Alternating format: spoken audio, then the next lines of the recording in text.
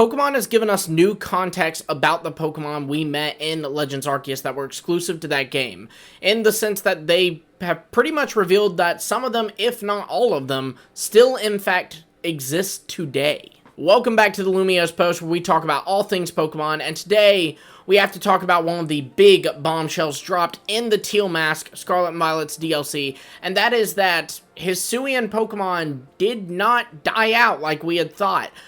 There's so many points to this because we actually saw the appearance of 3 Pokemon that we had initially met in Legends Arceus in Scarlet and Violet's DLC. This was Basculin, or White Stripe Basculin specifically, in its evolution Basculegion, Ursaluna, specifically a Bloodmoon form of Ursaluna, and Hisuian Growlithe. We're going to break all of this down. Let's get into it with the first thing, the big thing, and that is Ursaluna and its new Bloodmoon form. So real quick, we have to talk about what this form of Ursaluna is, because this is easy to mistake for a regional variant, right? It would be easy to go, oh, well, that's a Kitakami and Ursaluna, but it's not classified as this, and that's because that's not the case. You know, with regional variation, what we see is this is a change that happens over time. Like, in the Alola region, for example, we know that Sandshrew had to move from the deserts of Alola because of predators into the snowy mountains of Alola, and eventually had to adapt to those. So what that was adaptation over time. Like, over generations of Sandshrew, they became Alolan Sandshrew. Well, with this Ursaluna, it's different. It's not an Ursaluna that has bred and over generations adapted to the Kitakami environment. Instead, it is one Ursaluna that swam from somewhere else, ended up in Kitakami, and it itself, not its lineage, but it itself had to adapt to its new environment. So at one point, the Bloodmoon Ursaluna did look like a regular Ursaluna that we once knew. But it seems that from the long trek that it took to get to Kitakami, to all the just environmental pressures it would have in Kitakami, it had to change its ways. It had to, you know, start going, okay, well, I'm going to have to learn how to stand on my hind legs a little bit more. Okay, well, I'm probably going to need a harder exterior. I'm going to need to cover myself in more mud to protect myself. Something happened to its eye, but it seems that it's a good thing because now it can hit ghost types. I don't know. There seems to be some supernatural element to it. And, you know, it does have a Blood Moon on it and learn a move called Blood Moon. So I imagine that this would somehow connect to a Blood Moon. Something happened in Kitakami with a Blood Moon, and this Pokemon was able to take advantage of that. I mean, we do know that the moon can have impacts on things, right? Like, it can change tides in the real world, not even talking about in the Pokemon world, you know. In the Pokemon world, it's sure to do things like that too. We see the Clefairy celebrate different, you know, aspects of the moon and celebrate moonstones and all this, and seem to have like these festivals tied around it. So it makes sense that yes, this could have some kind of impact, perhaps even a supernatural impact on this Pokemon. But I just wanted to point out that no, this Ursaluna is not a Kitakami form, because again,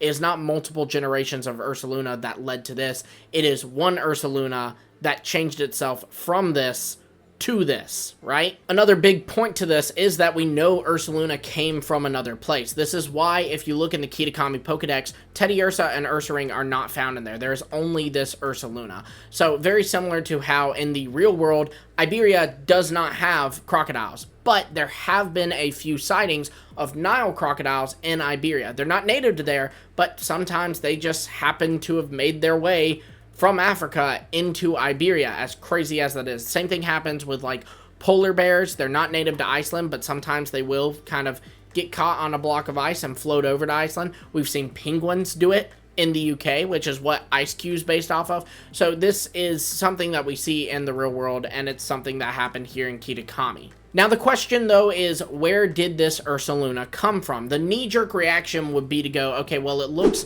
like a zombie, you know, it looks very decrepit, it looks very old, so it probably came from Hisui. It swam over from Hisui back when Sinnoh was called Hisui and made it to Kitakami and had to adapt. And I guess that is possible, especially if we're looking at a supernatural element. Then it is possible that this Ursaluna somehow became immortal. and, you know, lived all this time. But the fact that Hisui was so long ago, I mean, we're talking about hundreds plus, that's hundreds plural years ago, and this Ursaluna's still alive from all that. Not only alive, but very eligible to battle. I mean, you know, this thing's a competitive beast, right? So you have to factor that in. That does make it unlikely, but again, there is clearly some kind of connection that this Pokemon had to a moon, specifically a blood moon, that allowed it to change, and maybe somehow this Pokemon, yes, did access immortality, which is wild. Maybe even this ties into how the wishes of the Loyal Three were granted, but that's a theory for another time. Just wanted to say that, yes, this Ursaluna may have come from Hisui, but it's also possible that it came from somewhere else. But where could that somewhere else be? That's where our new friend Perrin comes in. Perrin explains that Ursaluna used to not be as rare as they are today, implying that they are only rare today, which means that they would still exist today, which means that there is a place where Ursaluna still is today, which would mean that this Ursaluna Blood Moon form could have potentially come from there. But either way, this Perrin stuff does blow things out of the water, because then Perrin introduces us to her little buddy, a Hisuian Growlithe. And then she even ends up giving you, the player character, a Hisuian Growlithe, because, you know, it's the brother of that one. She wants to thank you for helping her. Now, we're going to talk all about this Hisuian Growlithe and how this is actually really the game changer one, but I do first want to touch on Basculin and Basculegion. So, this form of Basculin was actually never a Hisuian form, so we can get that out of the way right there.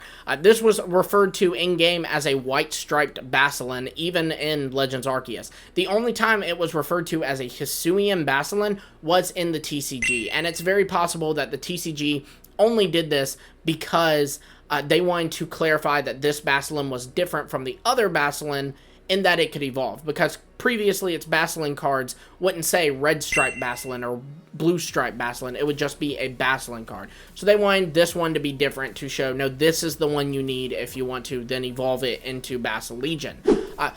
It is also important to know, if we're going to bring up the TCG here, that the TCG just, at the end of the day, functions different, right? Like, typings are different, they have mechanics and even gimmicks that work differently from the Pokemon world that we know from the games.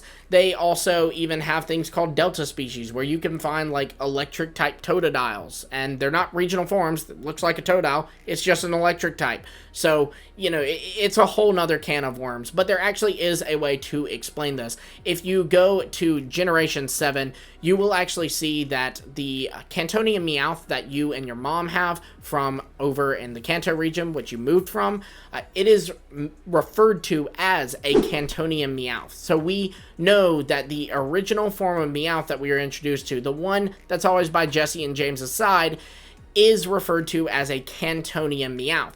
But, interestingly enough, this Meowth lives in other regions. It is not exclusive to Kanto. We can find wild Meowth even in this generation in Paldea.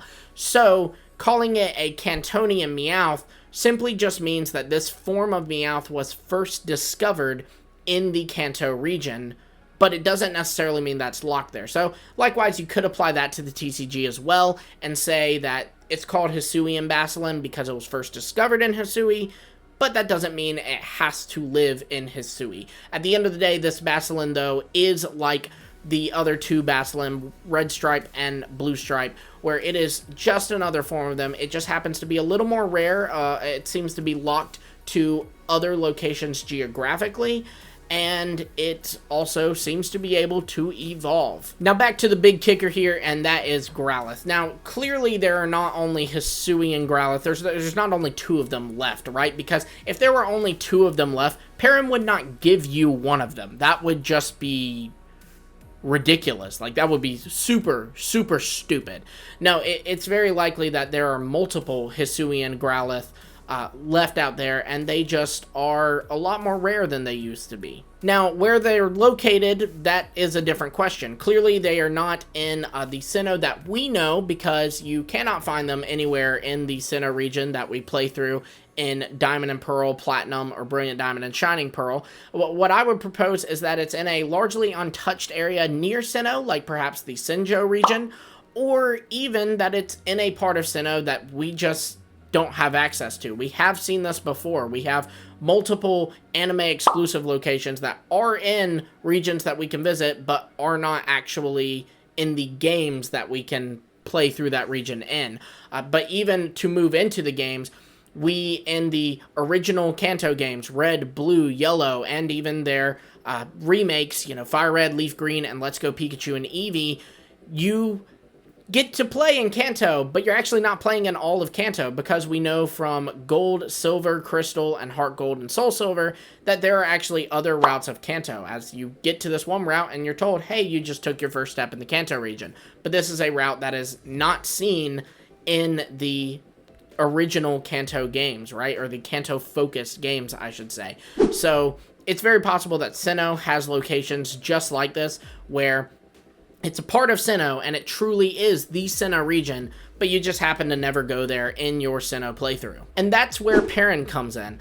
I think that she, and maybe a group of other people, are still watching over these Pokemon and protecting them, perhaps in these remote areas of Sinnoh, or in an untouched area near Sinnoh, like Sinjo. I think that that is what they do. If you even look on Perrin's jeans, on the back of them specifically, you will see a Diamond Clan logo.